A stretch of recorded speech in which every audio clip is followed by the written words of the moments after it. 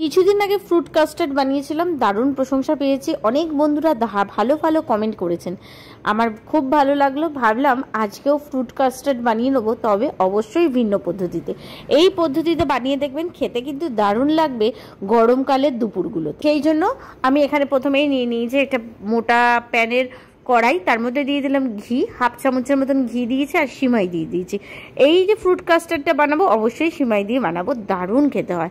ভালো করে golden brown করে ভালো করে ভেজে নেব। ভেজে নেওয়ার পর পাত্রে অল্প একটু জল দিয়ে আমি 1 লিটার মতন দুধ এখানে কিন্তু অ্যাড করে দেবো। আগের বারে যেটা করেছিলাম 500 দুধে করেছিলাম, এবার 1 লিটার দুধ আমি ইউজ করব। দুধটা যতক্ষণ না ভালো করে জাল হয়ে যাচ্ছে ততক্ষণ পর্যন্ত ঠান্ডা দুধের মধ্যেই কাস্টার্ড পাউডার আমি 2 চামচ ভরা ভরা দিয়ে দিলাম। দিয়ে ভালো করে একদম স্মুথ মানে মিক্সড করে নিলাম, যাতে কোনো লাম্পস না থাকে। দেখুন কি সুন্দরভাবে গুলে গেছে। দুধটা জাল দেওয়া হয়ে গেলে সিমাইটা দিয়ে দেবো, যেটা ঘি দিয়ে আগে ভেজে রেখেছিলাম। ভালো করে নাড়াচাড়া করে নিতে হবে, যাতে দুধের পাত্রের তলায় সিমাইটা জমে না যায়। দেখুন খুব সুন্দর করে নাড়াচাড়া করিয়ে নিয়েছি। মোটামুটি 5 থেকে 10 মিনিট পর ফিরে এসেছি। এখানে দিয়ে দেবো চিনি। চিনির পরিমাণটা বন্ধুরা আপনারা যতটা খেতে ভালোবাসেন ততটাই দেবেন। আমি এখানে বড় চামচের 4 চামচের মতন চিনি অ্যাড করেছি, পরে যদি লাগে অবশ্যই আরও অ্যাড করব। ভালো করে চিনিটা যতক্ষণ না গুলে যায় একটু অপেক্ষা করতে হবে। দুধটার সাথে চিনিটা খুব ভালো করে গুলে গেছে। এরপর যে কাস্টার্ড পাউডারটা গুলে রেখেছিলাম সেটা এই বড় পাত্রের মধ্যে, মানে যেখানে দুধটাকে ফোটাচ্ছি সিমুই দিয়ে, তার মধ্যে দিয়ে দেবো। দিয়ে এবারে ভালো করে নাড়াচাড়া করতে হয়, যাতে কোনো ওই যে বারবার বলছি লাম্পস না থাকে, তাহলে কিন্তু খেতে একদম ভালো লাগবে না, বাজে লাগবে লাম্পস বা দানা দানা ডেলা হয়ে থাকলে। দেখুন কাস্টার্ড পাউডারটা দারুণভাবে দুধটার সাথে পুরোটাই মিশে গেছে। এইবারে দুধটাকে ঘন করব। আমি কিন্তু আগেরবারে যে কাস্টার্ডটা বানিয়েছিলাম একটু পাতলা করেছিলাম, কিন্তু এবারে যেমন সিমুইয়ের পায়েস হয় সেই ঘনত্বেই আমি কিন্তু কাস্টার্ডটা বানাবো। তাতে কিন্তু একটুও খারাপ লাগবে না, দারুণ লাগবে, বিশ্বাস করুন বন্ধুরা। এরপরে দিয়ে দিলাম হচ্ছে এলাচ গুঁড়ো। এলাচ গুঁড়ো আমি হাফ চামচের মতন এখানে অ্যাড করলাম। এলাচ গুঁড়ো দেবেন, একটা ভীষণ সুন্দর স্মেল বেরোয়, তাতে কিন্তু খেতেও কিন্তু দারুণ লাগে। এলাচ গুঁড়োটাও দেখুন খুব ভালো করে মিশিয়ে নিচ্ছি। আমরা এটা জানি যে যখন আমরা কোনো সিমুইয়ের পায়েস করি, দুধে জাল দিতে দিতে একটু লিকুইড অবস্থায় রেখে দিলে ভালো হয়, তারপরে কিন্তু ওটা জমে যায়।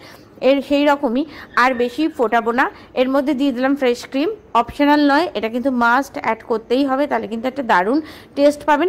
বাই চান্স যদি অনেকের বাড়িতে ফ্রেশ ক্রিম নাও থাকতে পারে, সেক্ষেত্রে কিন্তু গুঁড়ো দুধ আছে না, আমুল সিক্রেট ছোটো যে প্যাকেট, সেটাও একটু গুলে দিতে পারে, তাহলে কিন্তু দারুণ টেস্ট হয়। এটা কিন্তু মিস করলে চলবে না, তাহলে কিন্তু এই ফ্রুট কাস্টার্ডটা দিয়ে একটা অসম্ভব টেস্টি ব্যাপার চলে আসবে। এরপরে একে একে দেখুন সব ফল অ্যাড করলাম, একটু বেদানা, কলা, আপেল, আঙুর। আমার কাছে কালো আঙুরও ছিল, সবুজ আঙুরও ছিল। যতটা হয় ফ্রুট একটু দিলে বেশি ভালো লাগে, ফল দিলে, বা একটু ডেকোরেশনের জন্য লাল বেদানার তো জুড়ি মেলা ভার। এরপরে ঠান্ডা করতে দেবো, অন্তত 3-4 ঘন্টা পর আবার ফিরে আসবো। যখন রুম টেম্পারেচারে আসবে তখন পাত্রটাকে আমরা ফ্রিজের মধ্যে ঢুকিয়ে দেবো। আর দেখুন ঘনত্বটা এতটাই রাখবেন, কারণ এটা ঠান্ডা হওয়ার পর একদম মানে শক্তই মতন হয়ে যাবে, যেমন পায়েস হয়, সিমুইয়ের পায়েস হয়, একদম হয়ে যাবে। তো দেখুন 3-4 ঘন্টা বাদে ফ্রিজ থেকে বার করলাম, কতটা ঘন হয়ে গেছে দেখুন। আমি হাতা দিয়ে দেখাচ্ছি, একদম ঘন হয়ে গেছে। এই দেখুন একদম ঘন হয়ে গেছে। এতে কিন্তু কোনো চিন্তার কারণ নেই, এইভাবে বানিয়ে দেখুন, এই ঘনভাবেও বানিয়ে দেখুন, অসম্ভব খেতে ভালো হয়। 3টে গ্লাস নিয়ে নিয়েছি, একটু ডেকোরেশন করে দেবো। প্রথমে দিয়ে দেবো সিমুইয়ের কাস্টার্ডটা এইভাবে, এরপরে এর মধ্যে দিয়ে দেবো হচ্ছে নানা রকমের ফল, যেমন যেগুলো আমি আগেই দিয়েছিলাম, একটু বেদানা দেবো, কলা দেবো, আপেল দেবো, এইভাবে ফলটা দিয়ে দেবো, একটা লেয়ার করে দেবো।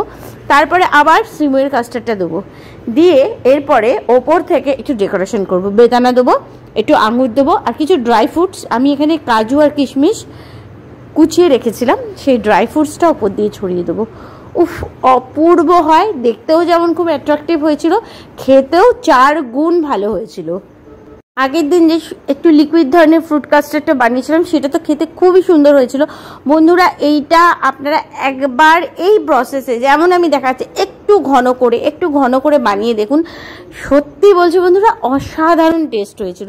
একটু স্পুন দিয়ে খেতে হবে, মানে প্রত্যেকটা বাইটে ফ্রুটস পাবেন, একটা সুন্দর সিমই পাবেন, একটা কাস্টার্ডের ফ্লেভার পাবেন, অপূর্ব হয়। অবশ্যই বানান, বা বাড়িতে হঠাৎ গেস্ট এসে গেলে তাদেরও বানিয়ে দিতে পারেন, বা আর বাচ্চাদের ফাইনাল এক্সাম শেষ হয়ে যাওয়ার পর সব বন্ধুদের ইনভাইট করুন বাড়িতে, বাচ্চাদেরকে এটা বানিয়ে দিন, সত্যি প্রচণ্ড আনন্দ করে খাবে আর সবথেকে বড় কথা, বাড়িতে গিয়ে বলবে আন্টি কি ভালো একটা জিনিস খাইয়েছে।